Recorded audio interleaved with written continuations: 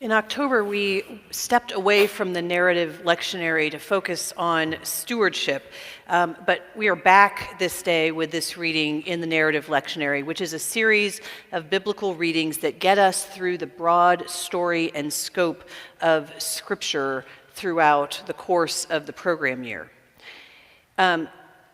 So today we get back into the story of Elijah, and Israel has been following false gods. After King David dies, his son Solomon rules, and Solomon was a pretty good king as far as kings go. He was full of wisdom and committed to building God's temple that his father David had been unable to build. But after Solomon's rule, the united kingdom of Israel collapses, in part because of the bills that were left over from building the temple. It's always economics, isn't it?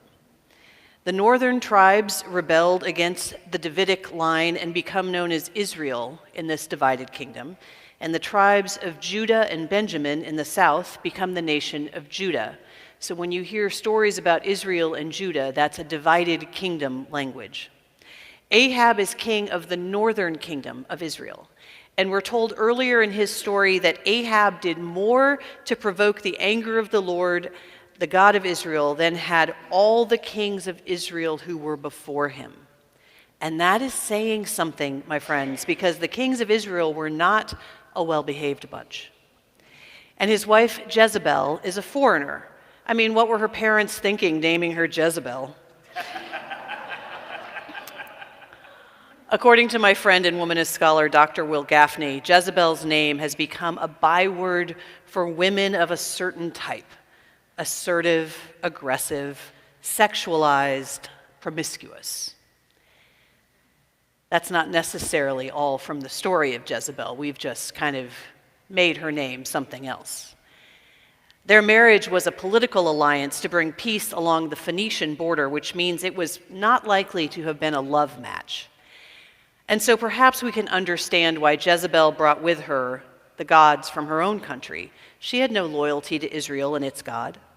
But notice how she takes the blame in the story of Elijah. She's a convenient scapegoat when Ahab was a pretty bad king all by himself. She may worship false gods, but she is loyal to her false gods all the way through her story, all the way to her death, which is not something you can say about many of the followers of Israel's God. Yet she's the one we call the Jezebel. Anyways. If you've been missing nice, light family TV program like Breaking Bad or Games of Thrones or Succession, something like that, I encourage you to keep reading in 1 Kings, the story of Ahab and Jezebel. She and I may worship different gods, but it is pretty interesting to consider the power that Jezebel wielded in this foreign country. And while the biblical authors are not in any way, shape, or form fans of hers, they can't help but present the story of a woman who is the power of the throne, not the power behind the throne. She was the power. She was literate. She was politically savvy. She was faithful to her gods, and she died with her own kind of dignity intact. The false gods she brought with her into this arranged marriage must have been appealing to the masses too, because Baal had many prophets, and the people flocked to these false gods. Israel paid for the employment of 850 prophets of Baal and Asherah out of the treasury at Jezebel's instruction. It is a big enterprise to support her gods, and if they weren't popular, it seems unlikely that that kind of money would have been supported and allowed. So God's prophet Elijah shows up and is a thorn in the side of Ahab and Jezebel all the way through. He stands in the way of their power. He is trying to call people back to the Lord. They're trying to keep their political alliance together by promoting the worship of all the gods, right? They do better when all the people are worshiping all these false gods. And so they want to kill Elijah. They have already killed over 100 prophets of God. Again, never underestimate the way power and wealth conspire against the prophets who speak against them. As I mentioned earlier, the music that you just heard from the choir and that you'll hear later is from Mendelssohn's Elijah, which we'll be performing here in a few weeks. So get your tickets now. I'm very excited. I'm singing with the choir for this. And so Elijah has been living rent-free in my head for the past few months. And I think, though, that music allows you to hear and understand a story differently than when you're just reading it on your own or hearing it read in worship. Singing Elijah has reminded me of where this story we heard today fits in the bigger story of the people of Israel. God has had Elijah proclaim a drought in response to Israel's unfaithfulness and Ahab's failure as a king. Elijah announces this drought in response to this evil king, but a drought affects both the innocent and the evil in equal measure. And droughts also disproportionately affect the poor, who don't have the resources to protect themselves the way the rich do. I would like to suggest that Elijah and God find a better way to prove their point about evil King Ahab. But even Elijah figures it out, because after the drought takes hold, he doesn't have anything to eat either. The people are afraid they will die. You'll hear that in Mendelssohn's Elijah. I have sympathy for these people who are clamoring for these false gods who might possibly save them. Their situation is dire. We've seen that too in our own lives and on the news, haven't we? Right now, we're seeing the innocent people in Israel and Palestine suffering because of Ahab-like kings and governments. Hamas does not represent the best interests of the Palestinians in Gaza. But after years of fighting and exile, perhaps we can have sympathy, if not agreement, for why they turn to strongmen-style leaders in their desperation. And violence should not be a country's first response to violence. But after years of extremists vowing to remove Israel from the map, perhaps we can have sympathy for why the government of Israel wants to respond with bombs when its citizens are kidnapped and murdered. Following these false gods of power and might and violence affects both the innocent and the guilty. And like Elijah's drought, this violence disproportionately affects the poor, who don't have the resources of the rich to seek shelter and safety. If we refuse to see the humanity in our neighbors and in our enemies, we will continue to face crises that affect the innocent and the evil alike. My understanding of God's actions is different, perhaps, than the authors of 1st and 2nd Kings, but my understanding of human nature is very similar. I do not believe that the bad things that happen today are caused by God because of human unfaithfulness. I do think, however, that bad things that happen today are consequences of human unfaithfulness. Do you hear the difference? I also think God is likely as frustrated today as God was thousands of years ago when people flocked to false gods rather than trusting in the divine promise of God's love and mercy. Toward the end of Mendelssohn's Elijah, God says, "I am the God who comforts. Be not afraid, for I am your God. I will strengthen you." Who are you, you who are afraid of a human who will die, and for the Lord your Maker who has stretched forth the heavens and laid the earth's foundations? Who are you? We keep following after false gods, and maybe they're big like Baal or Asherah, false gods like power and wealth and might, but maybe they're subtler gods, less showy but with as many adherents, false gods like control or perfection or the thief comparison.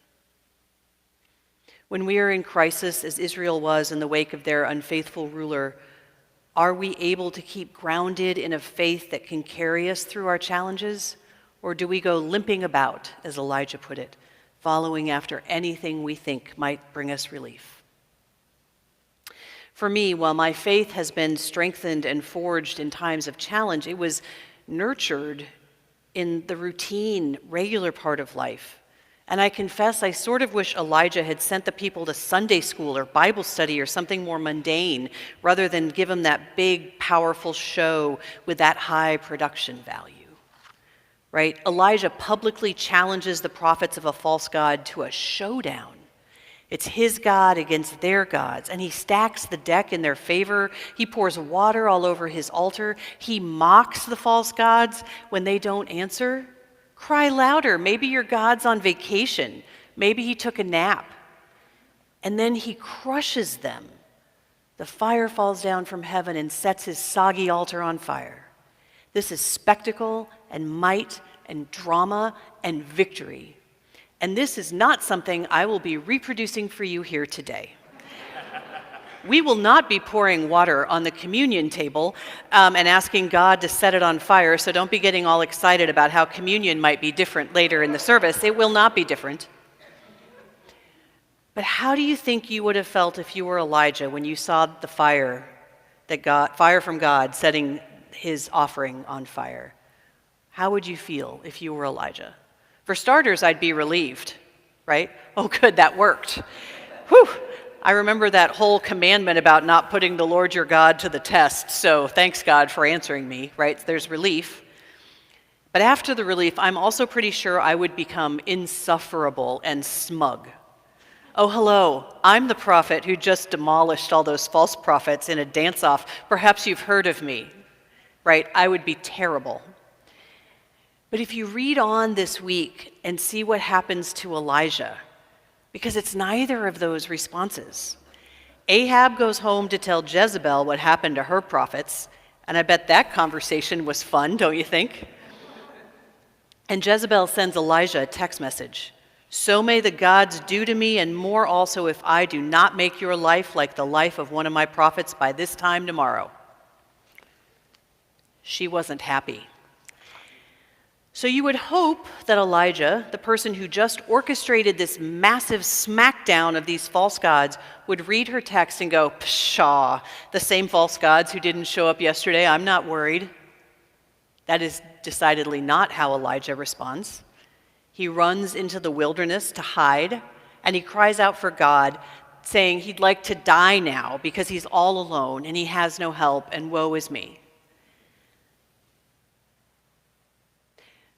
After God surely had a moment of, are you kidding me right now? Were you not just there for the fire that came down from heaven? Which we trust God had that moment. God then sends an angel to Elijah to give him a snack and a nap, which is good for all of us when we feel alone. In the light of Elijah's very human, very mortal response to fear, no matter what might and power he's just seen from God, maybe the best we can do is be gentle with ourselves and with each other. Because we live in a world full of things that scare us and things that isolate us one from each another, that send us limping about in search of anything to relieve our worries. And we will not get it right all the time, no matter the show we've seen, no matter the spectacle we've just brought about. We won't get it right all the time, even if we're Elijah. But God's faithfulness is sure, even when human faithfulness to God is not. God's mercy and God's love is constant, even when our love is fickle. So we are called to remind each other of that when the famines and droughts in our lives become too much. We're called to journey together with each other when we feel alone, reminding each other and ourselves that God never intends for any of us to get through the struggles of life by ourselves. And maybe then we give each other a snack and remind us to go take a nap. A part of me does wish I could give you a big sign like Elijah gave the people on Mount Carmel. But I know that big signs don't lead to big faith. And so I pray we will know of God's love and faithfulness from the gestures of love we give each other, from the support we offer in times of famine and drought, so that we can journey together toward a faithful response to God's love, which is new every morning. Listen to the words of the hymn. Great is your faithfulness, O God our Father. Morning by morning new mercies I see. All I have needed, thy hand has provided. Great is your faithfulness, Lord, unto me. Amen.